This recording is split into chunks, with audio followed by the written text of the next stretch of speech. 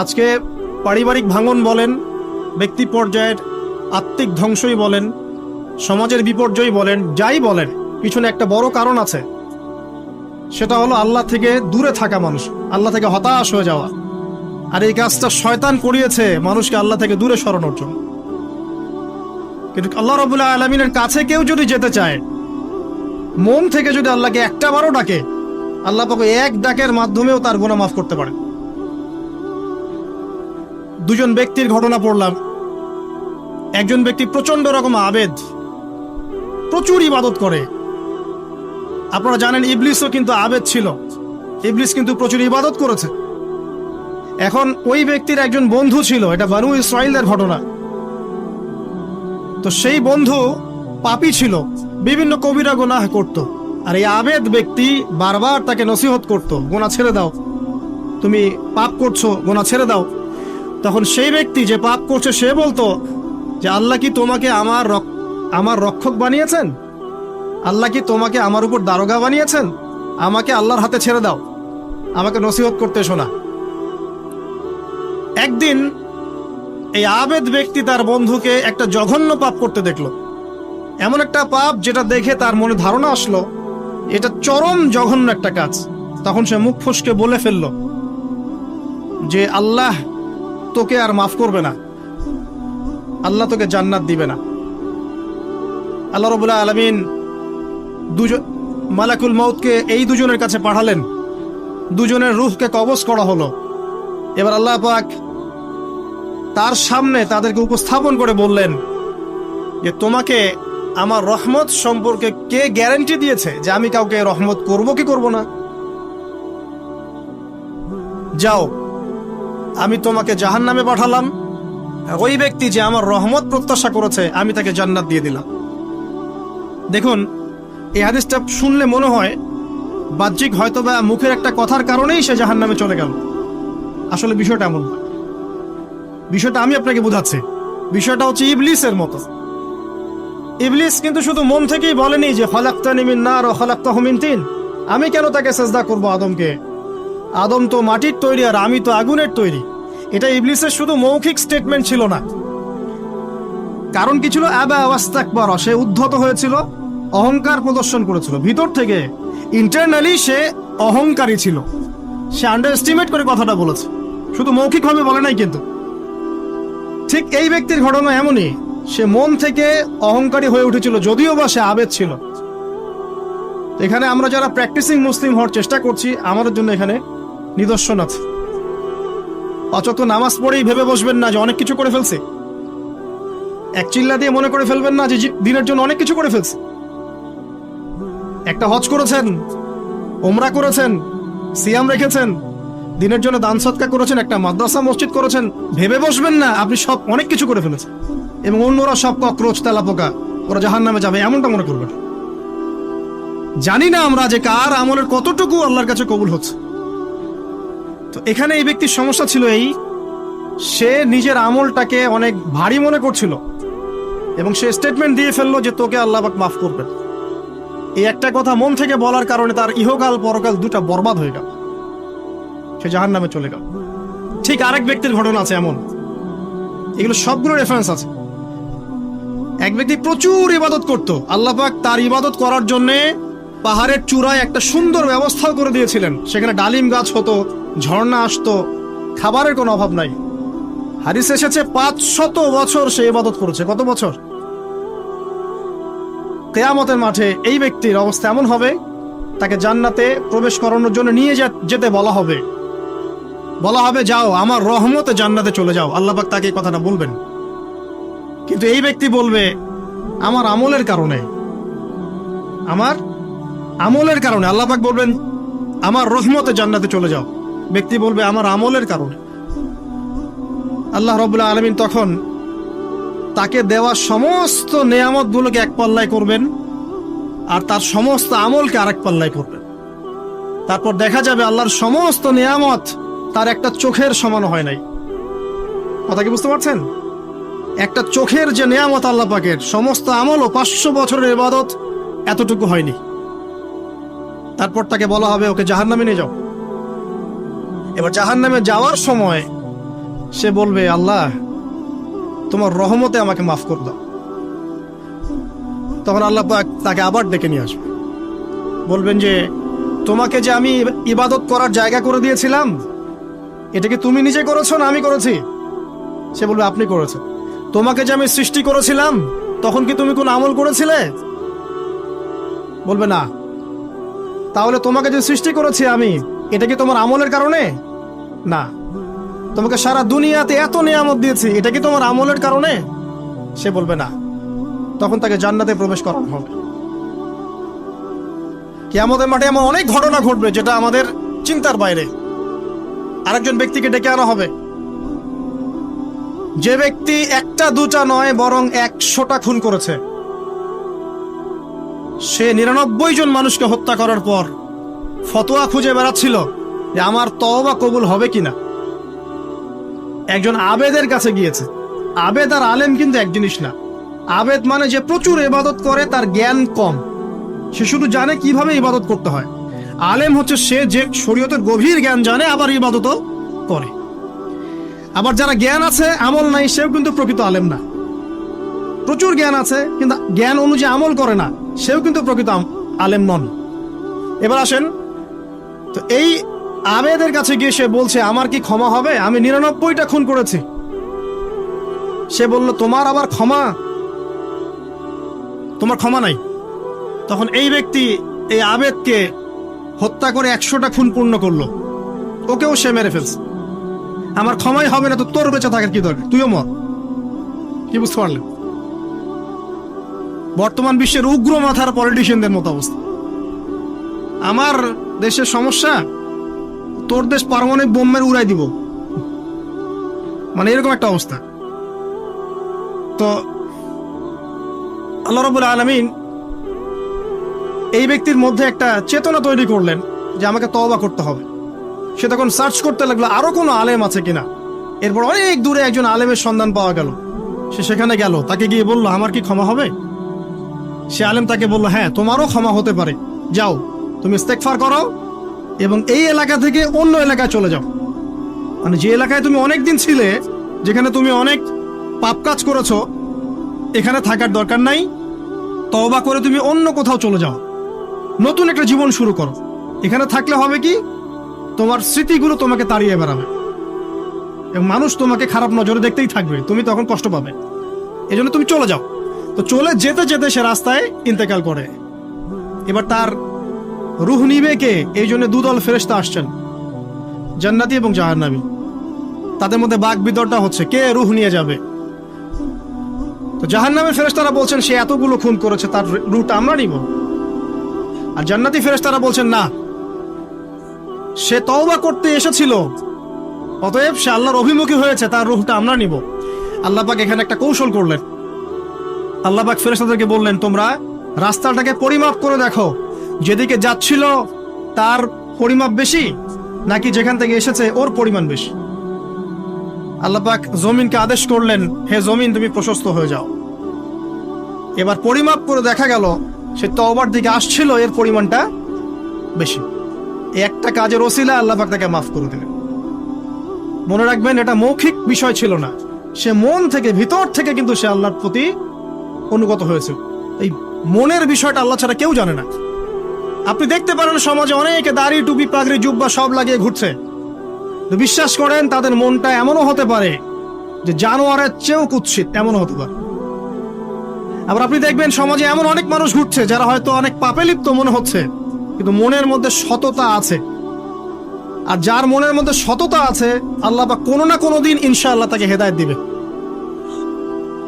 এটা আমরা আমাদের অভিজ্ঞতা থেকেও দেখেছি। এমন অনেক মানুষকে আমরা দেখেছি যে ড্রাগ অ্যাডিক্টেড ছিল, মিউজিক করেছে, হারাম সম্পর্কের মধ্যে ছিল, নামাজ ঠিক মতো পড়ে নাই, কিন্তু যখনই আল্লাহর কথা আলোচনা হতো দেখতাম সে খুবই শান্তভাবে মন থেকে কথা শুনছে। এই কথা শুনতে শুনতে শুনতে একদিন মাশাআল্লাহ এখন দেখবেন যে চিল্লা দিয়ে বেড়াচ্ছে বিভিন্ন মসজিদে। আল্লাহ হেদায়েত দিয়েছে, সব ছেড়ে দিয়েছে। এরকম মানুষের অভাব নাই কিন্তু সমাজে। তো এখানে আল্লাহ পাকের রহমত বা দয়ার একটা উজ্জ্বল দৃষ্টান্ত দেখতে পারবেন। ঠিক এরকম আরো একটা ঘটনা আছে বনু ইসরাইলের। এক ব্যক্তি এত পাপ করেছে যে শেষে মৃত্যুর সময় সে সন্তানদেরকে ডাকছে, ডেকে বলছে যে আমি যখন মারা যাব আমার লাশটাকে তোমরা কবর দিও না, যদি আল্লাহ পাক আমাকে ধরতে পারেন তাহলে খবর আছে আমার। কি করতে হবে?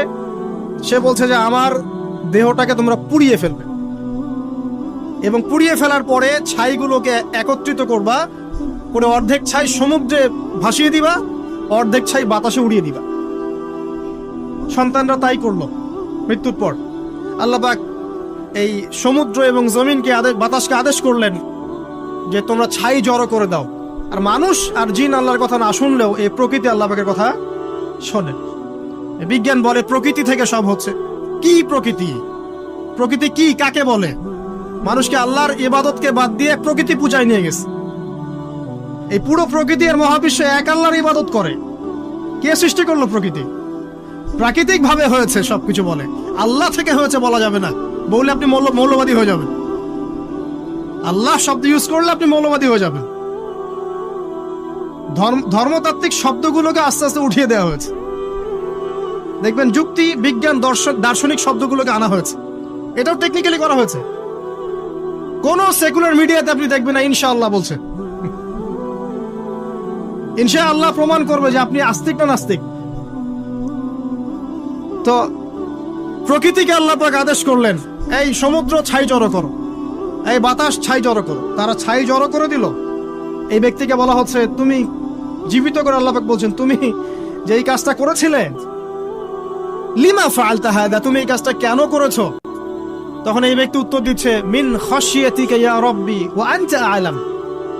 হে আল্লাহ, আমি আমার বুঝে যা এসেছে আপনার ভয়েই আমি এই কাজটা করেছি, আর আপনি খুব ভালো করেই জানেন যে আমি আপনার ভয়ে করেছি নাকি অন্য কোনো কারণে করেছি। মানে আপনি আমার মনের কথা জানেন। আল্লাহ পাক তাকে মাফ করে দিন।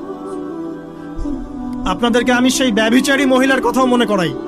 ওই মহিলা, যে ব্যক্তি একজন যৌনকর্মী ছিল, বা যেটা আমরা বলি ব্যভিচারিণী মহিলা ছিল, একটা কুকুরকে দেখেছে সে পানি পান করার জন্য তৃষ্ণার্ত, সে এটাতে মায়া করে দয়া করে তার মোজাটাকে নামিয়ে এই কূপ থেকে পানি উঠিয়ে কুকুরকে পান করিয়েছে।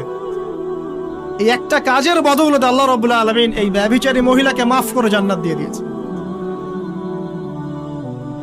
হাদিসে এটাও এসেছে, নবী সাল্লাল্লাহু আলাইহি ওয়াসাল্লাম বলেছেন, ইরহামু মান ফিল আরদ, তোমরা সবাই জমিনবাসীর প্রতি রহম করো।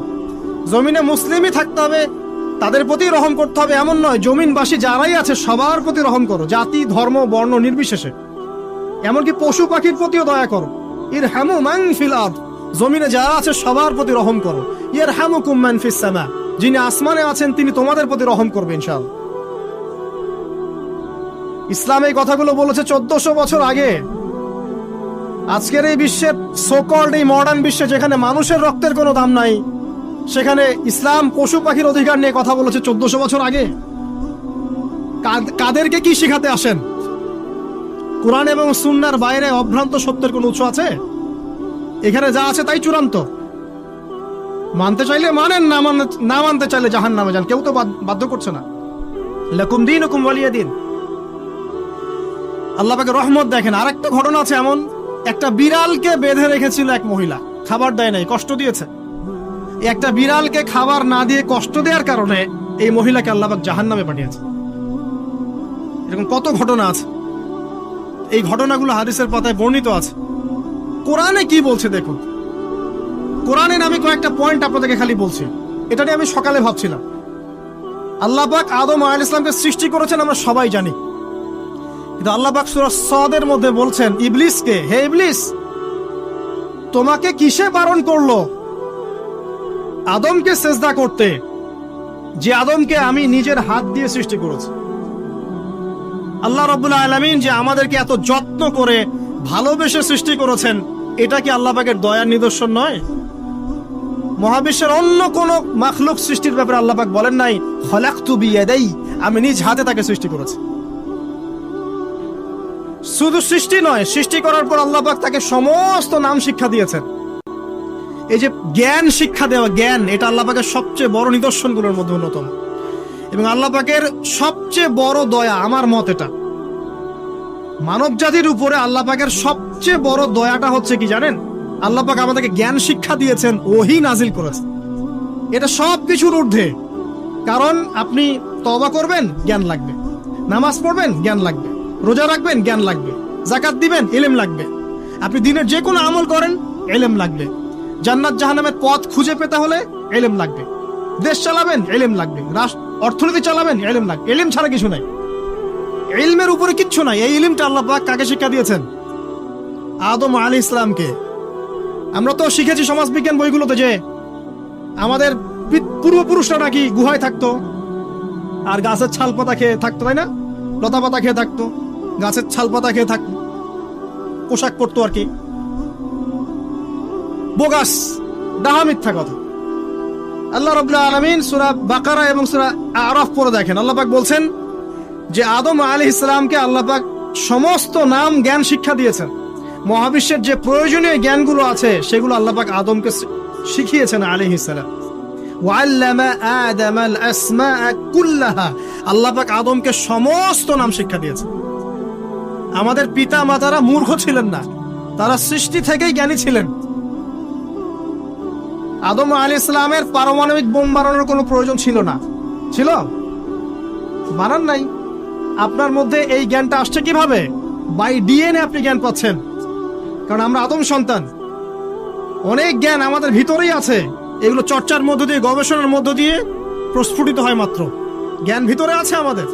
আমাদের পিতাকে জ্ঞানী করে পাঠানো হয়েছে। এই জ্ঞান শিক্ষা দেওয়াটা হচ্ছে আল্লাহ পাকের সবচেয়ে বড় দয়াগুলোর মধ্যে একটা। গ্রহণ করেছেন। শুধু তাই নয়, আদম আলাইহিস সালামকে এমন জ্ঞান শিক্ষা দিয়েছেন যে জ্ঞান ফেরেশতারা পর্যন্ত জানতো না। এটা কি দয়া নয়? এটা কি আদম সন্তানের প্রতি ভালোবাসা নয়? তারপরে সেজদা করিয়েছেন। মহাবিশ্বে অন্য কাউকে কি সেজদা করানো হয়েছে? কোরআনে কি এমন কোন দলিল আছে যে আদম আলাইহিস সালাম ছাড়া অন্য কাউকে সব ফেরেশতারা সেজদা করেছেন? আছে? তাহলে এই যে সম্মান দেয় আল্লাহর পক্ষ থেকে, সম্মান কিসের ভিত্তিতে? সম্মান শারীরিক ক্ষমতার ভিত্তিতে? সম্মানটা কি কারণে? জ্ঞানের কারণে, ইলমের কারণে, জ্ঞানের কারণে সম্মান। এই সম্মান দেয়াটা কি আল্লাহ পাকের রহমত এবং দয়া নিদর্শন নয়? অতএব সম্মান পেতে হলে, আল্লাহর রহমত পেতে হলে সেই জ্ঞানের চর্চায় আবার ফিরে আসতে হবে। আপনি যদি আজও সেই ওহির জ্ঞানের চর্চা করেন, আল্লাহ পাক এই পৃথিবীবাসীর বুকের মধ্যে আপনার জন্য সম্মান পয়দা করে দিবেন ইনশাআল্লাহ। দেখেন, ওই সেই জ্ঞানী যদি আপনি এখনো চর্চা করেন, আজও আপনি সম্মানিত হবেন ইনশাআল্লাহ। ব্যক্তি চর্চা করলে ব্যক্তি সম্মানিত হবে, একটা পরিবার চর্চা করলে ওই পরিবার সম্মানিত হবে, একটা সমাজ যদি চর্চা করে সেই ওহির জ্ঞান, ওই সমাজ সম্মানিত হবে। একটা দেশে যদি আপনি ওই ওহিভিত্তিক জ্ঞান ছড়িয়ে দেন, পুরো দেশকে আল্লাহ পাক সম্মানিত করবে ইনশাআল্লাহ, পুরো জাতিকে সম্মানিত করবে ইনশাআল্লাহ। আরো সামনে যান, এই যে আদম এবং হাওয়া আলাইহিস সালাম গাছের কাছে চলে গেলেন, ফল খেয়ে ফেললেন, কারণ আমরা আদম সন্তান, ভুল করি। আল্লাহ পাক সাথে সাথেই বহিষ্কার করে দিয়েছেন? না, আল্লাহ পাক তওবা করার জন্য কালিমা শিখিয়ে দিয়েছেন। সুবহানাল্লাহ, তাদের কালিমা জানা ছিল না। আল্লাহ পাক বলছেন ফাতালাক্কা আদাম মির রাব্বিহি কালিমাত, আল্লাহ পাকের কাছ থেকে আদম আলাইহিস সালাম কিছু বাক্য শিখে নিলেন, যেই বাক্য দিয়ে ফাতাবা আলাই, সে আল্লাহর কাছে তওবা করল। কোন সেই বাক্য? সূরা আরাফে আছে, রব্বানা যালামনা আনফুসানা ওয়া ইল্লাম তাগফির লানা ওয়া তারহামনা লানাকুনান্না মিনাল খাসিরিন। এই দোয়া কে শিখিয়ে দিয়েছে? আল্লাহ। এই তওবার বাক্য যে শিখিয়ে দেয়, এটা কি দয়ার পরিচয় নয়? আমরা আল্লাহর কাছে ফিরে যাব, তওবা করব, ইস্তেগফার করব, এই জ্ঞানটা শিখিয়ে দেয়া কি আল্লাহ পাকের দয়ার পরিচয় নয়? তাহলে আমরা কিভাবে ক্ষমা চাইতাম? কিভাবে ক্ষমা চাইলে আল্লাহ পাক সমস্ত গুনাহ মাফ করবেন, এই পদ্ধতিগুলো বলে দেয়া কি আল্লাহ পাকের দয়ার পরিচয় নয়? তারপর সামনে যান, পৃথিবীতে নামিয়ে দিয়ে আল্লাহ পাক ক্ষান্ত হয়ে যাননি। আল্লাহ রাব্বুল আলামিন আসমান থেকে হেদায়েতের গ্রন্থ পাঠিয়েছেন, বলেছেন এই গ্রন্থের মধ্যে যা আছে মেনে চললে তোমরা আবার জান্নাতে ফিরে আসবে ইনশাআল্লাহ। আল্লাহ পাক আদম এবং হাওয়া আলাইহিস সালাম এবং আদম সন্তান সবাইকেই সৃষ্টি করেছেন, উদ্দেশ্য হচ্ছে আল্লাহ পাক আমাদেরকে জান্নাত দিতে চান। আল্লাহ পাক চান যে আমরা যেন জান্নাতে যাই। যদি আমরা জান্নাতে যেতে না পারি পরকালে, একটা কারণে যেতে পারবো না, অনলি একটা কারণ, সেটা হলো আমাদের নিজের দোষে। একটা কারণ। যারা জাহান্নামে যাবে মানুষ এবং জিনদের মধ্যে, নিঃসন্দেহে মহাবিশ্বে তারা ছাড়া জাহান্নামে যাওয়ার উপযুক্ত কেউ ছিল না। ও জাহান্নামে যাওয়ার উপযুক্ত ছিল বলেই আল্লাহ পাক তাকে জাহান্নামে পাঠাবেন। আর যারাই জান্নাতে যাবে প্রত্যেকেই শুধু আমলের বদৌলতে যাবে না, বরং আল্লাহ পাকের রহমতেই যাবে। কেউই তার আমল দিয়ে জান্নাতে যেতে পারবে না। নবী সাল্লাল্লাহু আলাইহি ওয়াসাল্লাম এমন ভাষ্য বলছেন, ইল্লা আনা, আমিও না, ইল্লা বিরহমাতিল্লাহ, আমিও নয়, তবে আল্লাহ পাকের দয়া আমাকে ঘিরে ধরবে। আল্লাহ পাকের রহমত যাদের উপরে বর্ষিত হবে তারাই জান্নাতে যাবে ইনশাআল্লাহ। কে আমল দিয়ে যেতে পারবে। যত আমলই করি বলা যাবে না এই আমলের বদৌলতে জান্নাতে যেতে পারবো। আল্লাহ পাক দয়া না করলে হবে না। আল্লাহ পাক চান যে আদম সন্তান যেন জান্নাতেই যায়। এই কারণেই সৃষ্টি করা, এই কারণেই আপনার ওহীভিত্তিক গ্রন্থগুলো পাঠানো, এই কারণে নবী রাসূল পাঠানো, আলেম ওলামা সৃষ্টি করা, মানুষকে সতর্ক করা, হায়াত দেয়া, বারংবার জীবনে চলতে ফিরতে আপনাকে অ্যালার্ম করা হয়, আল্লাহর পথে ফিরে আসেন, আল্লাহর পথে ফিরে আসেন। অ্যালার্ম করা হয় না? বিপদ দিয়ে আপনাকে অ্যালার্ম করা হয় আল্লাহর পক্ষ থেকে। আপনি চলতে পথে হোঁচট খান, আল্লাহ আপনাকে অ্যালার্ম দেন, ফিরে আসো। চলছেন বিপথে, আল্লাহ পাকে অ্যালার্ম দেন, ফিরে আসো। আল্লাহ পাকের পক্ষ থেকে কিন্তু এগুলো আসে। অদ্ভুত একটা হাদিস বললাম, অদ্ভুত বলতে বলছি অ্যামেজিং হাদিস, যে একজন সাহাবী বলছেন, সালমান রাদিয়াল্লাহু আনহু, তিনি বলছেন যে যখন মুমিনের উপর বিপদ আপদ বালা মুসিবত আসে, তখন মুমিনের এই বিপদ আপদ বালা মুসিবত রোগ শোকের বদৌলতে আল্লাহ পাক তার গুনাহগুলোকে মাফ করে দেন এবং তার মর্যাদাকে বাড়িয়ে দেন, এবং সে আল্লাহর দিকে ফিরে আসার অনুশোচনা করার সুযোগ পায়। আর যখন কাফের মুশরিক বা ফাসিক মানুষকে এইসব রোগ ব্যাধি বিপদ আপদ বালা মুসিবত ঘিরে ধরে, তার দৃষ্টান্ত সেই উটের ন্যায় যে উটটাকে তার মালিক বেঁধে রেখেছে, এরপর ছেড়ে দিয়েছে। সে উটটা বুঝতেও পারলো না কেন তার মালিক তাকে বেঁধে রাখলো আর কেনই বা তাকে ছেড়ে দিল। কথাটা কি বুঝতে পারছেন? যারা আল্লাহ দ্রোহী, তাদের উপর যখন বিপদ আপদ বালা মুসিবত আসতে থাকে, তারা বুঝে না যে কি জন্য আসলো আর কেন চলে গেল। কিন্তু মুমিন ব্যক্তি যারা মুসলিম, আল্লাহর অনুগত, তাদের বিষয়টা হচ্ছে এমন বিপদ আপদ বালা মুসিবত রোগ ব্যাধি তাদেরকে আল্লাহর দিকে ফিরিয়ে নিয়ে আসবেন। দেখুন, এই যে পৃথিবীতে নামিয়ে দেয়া, এরপর আল্লাহর পক্ষ থেকে ঐশী গ্রন্থগুলো পাঠানো, নবী রাসূল পাঠানো, আলেম ওলামা পাঠানো, আপনাকে হায়াত দেয়া, আপনাকে রিজিক দেয়া, এই শ্বাস নেওয়ার ক্ষমতা দেয়া, আপনাকে জ্ঞান বুদ্ধি দেয়া, বিবেক দেয়া। এই যে একটু আগে তেলাওয়াত করলো শুরুর আগে নবী মুসা আলাইহিস সালামের ঘটনা, বনু ইসরাইল একটার পর একটা অবাধ্যতা করেই গেছে। আল্লাহ পাক তারপরেও তাদের কাছে নবী পাঠিয়েছেন, নবী মুসাকে পাঠিয়েছেন। ফেরাউনের মতো জালেম শাসকের হাত থেকে বনু ইসরাইলকে আল্লাহ পাক উদ্ধার করেছেন। এটা কি দয়ার পরিচয় নয়?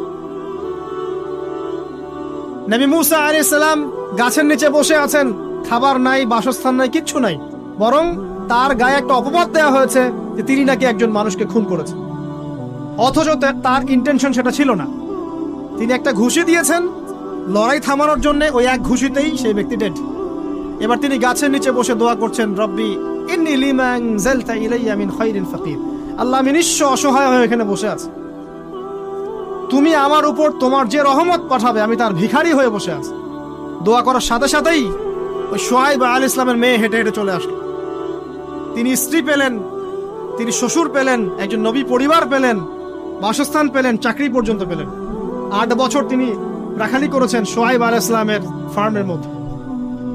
দয়া মুহূর্তেই চলে আসবে, শুধু আল্লাহর দিকে অভিমুখী হলেই হয়, এগুলো দয়া।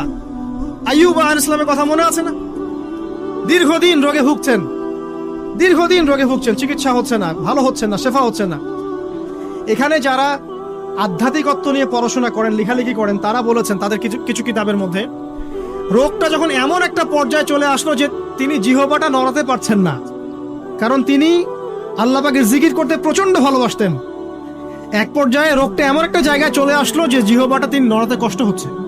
তখন গিয়ে তিনি বলছেন, রব্বি আন্নী মাসসানি আদ-দুররু ওয়া আনতা আরহামুর রাহিমিন। হে আল্লাহ, আমাকে কষ্ট স্পর্শ করেছে, আর তুমি তো ক্ষমাকারী, রহমকারীদের মধ্যে সর্বশ্রেষ্ঠ রহমকারী। আমি জিকির করতে পর্যন্ত পারছি না, আল্লাহ আমার রোগটা শেফা দিয়ে দাও। বলার সাথে সাথে আল্লাহ রাব্বুল আলামিন প্রস্রবণ ঝর্ণা তৈরি করলেন, এখানে গোসল করো, শেফা হয়ে গেল। এগুলো কি রহমতের পরিচয় নয়? এখানে এক্সপার্ট স্কলার এমনও বলেছেন, আজকে আমরা যারা বাহ্যিক সৌন্দর্য নিয়ে বেশি গর্ব করি আর কি, আত্মিক সৌন্দর্যের চাইতে বাহ্যিক সৌন্দর্য নিয়ে যারা বেশি গর্ব করি, যদি আল্লাহ পাক আমাদের পোশাকটাকে পরিবর্তন করে দেন, আত্মাটাকে দেহের পোশাক দেন আর দেহটাকে আত্মার পোশাক বানায় দেন, তাহলে দুর্গন্ধে কি আমাদের সামনে আসতে যাবে? কথা মনে বুঝতে পারছেন না?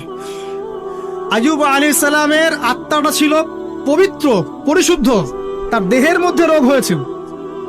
আর এই পুরো বিশ্বের ম্যাক্সিমাম লোকের মানুষের রোগ এখন আত্মায়, দেহে নয়। আবার বলছি, হয়তো বুঝতে পারছেন না। আইয়ুব আলাইহিস সালামের রোগটা হয়েছিল দেহে, দেহে বাইরে। তার আত্মা ছিল পবিত্র, পরিশুদ্ধ আত্মা। দেহের রোগের একটা পর্যায়ে যখন জিহ্বাটায় ইফেক্ট হলো, তখন জিকির করতে তার কষ্ট হচ্ছে, তখন তিনি দোয়া করছেন, আল্লাহ আমার এই রোগটাকে শেফা দিয়ে। আর এখনকার পুরো জেনারেশন, এই সভ্যতার রোগ হচ্ছে ভিতরে, ভিতরে আত্মায়। দেহের রোগের চাইতে এদের আত্মার রোগটা বেশি। এখন এই আত্মাটাকে যদি দেহ বানিয়ে দেওয়া হয় আর দেহটাকে আত্মার পোশাক পরিয়ে দেওয়া হয়, দুর্গন্ধে কেউ সামনে আসতে চাবে না। তাই আইয়ুব আলাইহিস সালামের সেই দোয়া এখন আমাদের বেশি করা উচিত। রব্বি আন্নী মাসানিয়া দুররু ওয়া আনতা আরহামুর রাহিমিন। আল্লাহ, আমাদের আত্মায় রোগ এসেছে, এটাকে তুমি শেফা দাও। দেহের রোগ লেস ইম্পর্টেন্ট, আত্মার রোগটা বেশি ইম্পর্টেন্ট। এরকম নিদর্শন কোরআনের পাতায় পাতায় ছড়িয়ে আছে। আসহাবুল কাহাফ, পুরো সমাজ ওদেরকে মেনে নিচ্ছে না, গুহায় চলে গেলেন, ঘুম পাড়িয়ে দিলেন আল্লাহ পাক। 309 বছর, কত বছর? 309 বছর একটা দোয়ার বদৌলতে। তারা বলেছিল, রব্বানা আতিনা মিন লাদুনকা রাহমা ওয়া হাইয়্যি লানা মিন আমরিনা রাশাদা। আল্লাহ পাক শুধু ঘুম পাড়িয়ে রাখলেন না, তাদের মধ্য দিয়ে আল্লাহ পাক পুরো একটা সভ্যতাকে হেদায়েত করে দিলেন। আলহামদুলিল্লাহ। যে সভ্যতা বিশ্বাস করতো না যে পরকাল বলে কিছু আছে, দাকিয়ানুস বাদশার সেই জুলুম থেকে আল্লাহ পাক এই 10 জন বা 9 জন যুবককে বাঁচালেন, ওদেরকে কিয়ামত পর্যন্ত কোরআনের পাতায় স্থান দিলেন, নিদর্শন বানালেন এবং তাদের মধ্য দিয়ে একটা পুরো সভ্যতাকে হেদায়েত দিলেন। সুবহানাল্লাহ। যেখানে যাবেন এই নিদর্শন। আর কার কথা বলবো? যুলকারনাইন, মনে আছে? কোন সূরা আছে যুলকারনাইনের কথা? সূরা কাহফ। আল্লাহ পাক তাকে এমন রহমত করেছিলেন যে মাশরিক মাগরিব মানে পূর্ব পশ্চিম পর্যন্ত তাকে রাজত্ব দিয়ে দিয়েছে। আজকে তো আমরা এই সামান্য একটু ক্ষমতা পেলেই আমাদের কেউ চেনে না, গায়ে হাতি দেওয়া যায় না, ঠিক আছে? মানে তখন সে নিজেকে মনে করে যে সে এই পৃথিবীর সবকিছু, বাকি মানুষ আর মানুষ না। ক্ষণস্থায়ী সামান্য একটু ক্ষমতা দিয়ে দেখবেন আমাদের অবস্থা খারাপ। আমাদের এই যে জীবন, আমাদের রিজিক, আমাদের পরিবার, আমাদের সুস্থতা, আমাদের জ্ঞান, আমাদের সমাজ বলেন, রাষ্ট্র, আমাদের অর্থনীতি, এই বিশ্ব, এই সব কিছুই একটা বিষয়কে কেন্দ্র করে টিকে আছে। শুধুমাত্র একটা বিষয়ের সাথে এই পুরো মহাবিশ্ব সম্পর্কিত। আমাদের জীবনের প্রতিটা বিষয় শুধুমাত্র এবং শুধুমাত্র আল্লাহ পাকের রহমতের উপর টিকে আছে। আল্লাহ পাকের রহমত আমাদের ব্যক্তি জীবন, পারিবারিক জীবন, আমাদের দেহ, আমাদের মন, আমাদের জ্ঞান, অর্থনীতি, ব্যবসা বাণিজ্য, আমাদের রাষ্ট্র, সবকিছুর মধ্যে শুধুমাত্র আল্লাহ পাকের রহমত দিয়ে ভর্তি। আল্লাহ পাকের রহমতের এত বিশাল সমুদ্র যেটা উপলব্ধি করার ক্ষমতা আমাদের নাই। আমরা যদি সবাই ঠান্ডা মাথায় একটা বার খালি ভাবতে বসি, সবাই যার যার জায়গা থেকে ভাবি যে আল্লাহ পাক আমাদেরকে কি কি রহমত দিয়ে রেখেছেন, কি কি নিয়ামত দিয়ে রেখেছেন। ওয়া ইন তাউদ্দু নি'মাতাল্লাহ লা তুহসুহা। তোমরা যদি আল্লাহ পাকের নিয়ামত গণনা করা শুরু করো, কোশ্চিন কালেও গুণে শেষ করতে পারবে না। আল্লাহ পাক সূরাতুল জুমারের মধ্যে বলেছেন, কুল ইয়া ইবাদিয়াল্লাযীনা আসরাফু আলা আনফুসিহিম। হে নবী, আপনি বলে দিন, আমার বান্দাদেরকে বলে দিন যে হে আমার বান্দারা, তোমরা যারা তোমাদের নফসের উপরে জুলুম করেছ, সুদীর্ঘকাল নামাজের খবর ছিল না, যাকাত দিইনি, হজ ফরজ হয়েছিল করি নাই, সওম রাখিনি, আল্লাহর দিন এগিয়ে নেওয়ার কোনো চেষ্টাই করি নাই, সুদীর্ঘকাল হারাম খেয়েছেন, ঘুষ খেয়েছেন, জেনা করেছেন, বাদ্যযন্ত্র বাজিয়েছেন, অশ্লীলতা এর মধ্যে ডুবেছিলেন, মাদক দ্রব্য সেবন করেছেন সুদীর্ঘকাল। তোমরা যারা নিজেদের নফসের উপর জুলুম করেছো, লা তাকনাতু মির রাহমাতিল্লাহ, তোমরা আল্লাহ পাকের রহমত থেকে নিরাশ হয়ে যাও। তোমরা আল্লাহ পাকের রহমত থেকে নিরাশ হয়ে যেও না। ইন্নাল্লাহা ইয়াগফিরু যুনুবা জামিআ, আল্লাহ পাক চাইলে সমস্ত গুনাহ মাফ করতে পারেন। ইন্নাহু হুয়াল গফুরুর রহিম, তিনি হচ্ছেন পরম করুণাময়, অসীম দয়ালু। আমি আলোচনা সামনে নিয়ে যাওয়ার আগে আরেকটা বিষয় বলে রাখতে চাই। এই আলোচনাকে একপাক্ষিকভাবে, একপেশেভাবে বুঝে নেয়ার কোনো সুযোগ নাই। আল্লাহ পাক যেমন পরম করুণাময়, অসীম দয়ালু, ঠিক একইভাবে আল্লাহ রাব্বুল আলামিন শাদীদুল ইকাব, কঠিন শাস্তি দাতাও বটে। এই দুটো বিষয় মাথায় রেখেই আল্লাহর রহমতের আশাও করতে হবে এবং আল্লাহ পাকের গজবের ভয়ও করতে হবে। এর মাঝখানেই হচ্ছে ঈমান। এই জায়গা থেকে আলোচনা বুঝতে হবে। আল্লাহ পাক তৌফিক এনায়েত করুন, আমিন। আমাদেরকে আল্লাহ রাব্বুল আলামিন তার রহমত থেকে নিরাশ হতে বারণ করছেন। যে যত পাপ করেছে জীবনে, যদি একটা বার কেউ যদি আল্লাহ পাককে মন থেকে ডাকে, চোখ দিয়ে ঝরঝর করে পানি পড়ে, আল্লাহ পাককে বলে, সেজদায় গিয়ে পড়ে আল্লাহকে বলে, রব্বিক ফিরলি, আল্লাহ আমাকে মাফ করে দাও, তার মনের মধ্যে যদি সততা থাকে, মন থেকে যদি সেই কথাটা বলে থাকে, আল্লাহ পাক শুধু তাকে ক্ষমাই করবেন না, তার সমস্ত গুনাহগুলোকে আল্লাহ নেকি দিয়ে পরিবর্তন করে দেবেন। একটা হাদিস পড়ছিলাম, নবী করিম সাল্লাল্লাহু আলাইহি ওয়াসাল্লাম তিনি বলছেন যে লাম্মা কাদাল্লাহুল খালক, যখন আল্লাহ রাব্বুল আলামিন এই মহাবিশ্ব সৃষ্টি করেন, তখন আল্লাহ রাব্বুল আলামিন কাতাবা কিতাবান, একটা কিতাব লিখেছেন। একটা কিতাব আছে আল্লাহর কাছে। কাতাবা কিতাবান ফাহুয়া ইনদাহু ফাওকাল আরশ, যেই কিতাবটা আল্লাহর নিজের কাছে আছে, আরশের উপরে। সেখানে আল্লাহ পাক লিখে রেখেছেন, কি লিখেছেন? ইন্না রাহমাতি সাবাকাত গদাবি, প্রতিটা ক্ষেত্রেই আমার রহমত, আমার দয়া, আমার করুণা আমার গজবকে পরাজিত করেছে। মানে আল্লাহ রাব্বুল আলামিনের গজব, এর উপরে আল্লাহ পাকের রহমত অবস্থান করছে।